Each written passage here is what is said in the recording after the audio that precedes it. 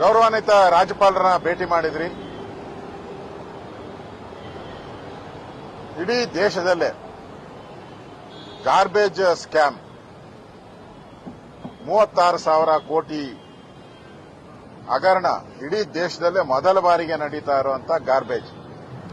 ರಾಹುಲ್ ಗಾಂಧಿ ಅವರು ಹೇಳಿದ್ರು, ಇದರ್ಸೆ ಆಲೂ ಡಾಲೋ ಸೋನಾ ನಿಕಾಲೋ. ರಾಹುಲ್ ಗಾಂಧಿ ಇದರ್ಸೆ ಆಲೂ ಡಾಲೋ ಉದರ್ಸೆ ಸೋನಾ ನಿಕಾಲೋ ಅಂತ. ಕರ್ನಾಟಕದಲ್ಲಿ Congress government D K Shivakumar Siddaramaiah ಇದರ್ಸೆ ಗಾರ್ಬೇಜ್ ಡಾಲೋ ಸೋನಾ ನಿಕಾಲೋ, ಇದರ್ಸೆ ಗಾರ್ಬೇಜ್ ಡಾಲೋ ಉದರ್ಸೆ ಸೋನಾ ನಿಕಾಲೋ. ಅವರ ಲೀಡರ್ ಏನ್ ಹೇಳಿದ್ರು ಅದನ್ನ ಫಾಲೋ ಮಾಡ್ತಾ ಇದ್ದಾರೆ. ಗಾರ್ಬೇಜ್ ಕರ್ನಾಟಕದ ಇತಿಹಾಸದಲ್ಲಿ, ದೇಶದ ಇತಿಹಾಸದಲ್ಲಿ ಸುಮಾರು 10,000 ಕೋಟಿ ಲಂಚ ಲೂಟಿ ಮಾಡಿರುವಂತ ಹಗರಣ ಇದು. ನನಗನ್ಸ್ತತೆ 430%ಗಿಂತನೂ ಹೆಚ್ಚು ಕಮಿಷನ್ ಜಾಸ್ತಿ ಆಗಿರತಕ್ಕಂಥದ್ದು. ಅಂದ್ರೆ ಕರ್ನಾಟಕದ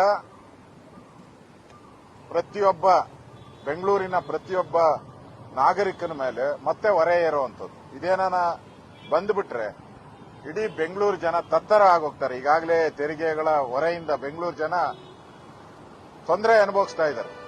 ಮನೆ ತೆರಿಗೆ ಇರಬಹುದು, ಹಾಲು, ಆಲ್ಕೋಹಾಲ್ ಎಲ್ಲ ತೆರಿಗೆ.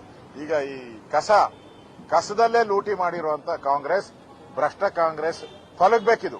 ಈ ಸರ್ಕಾರನೇ ವಜಾ ಮಾಡಬೇಕು ಅಂತ ಗವರ್ನರ್ಗೆ ನಾವು ಹೇಳಿದ್ದೀವಿ. ಈ ಸರ್ಕಾರನೇ, ಇದೊಂದು ದೊಡ್ಡ ಸ್ಕ್ಯಾಂಡಲ್ ಇದು. ಈ ಸರ್ಕಾರನ ವಜಾ ಮಾಡಿ ಇದನ್ನ ಸಿಬಿಐ ತನಿಖೆಗೆ ಕೊಡಿ ಅನ್ನೋ ಆಗ್ರಹವನ್ನ ಗವರ್ನರ್ಗೆ ನಾವು ಮಾಡಿದಿರಿ. ಇಂಥ ಒಂದು ಭ್ರಷ್ಟಾಚಾರ ಕರ್ನಾಟಕದ ಇತಿಹಾಸದಲ್ಲಿ ಯಾವತ್ತೂ ನಡೆದಿರಲಿಲ್ಲ.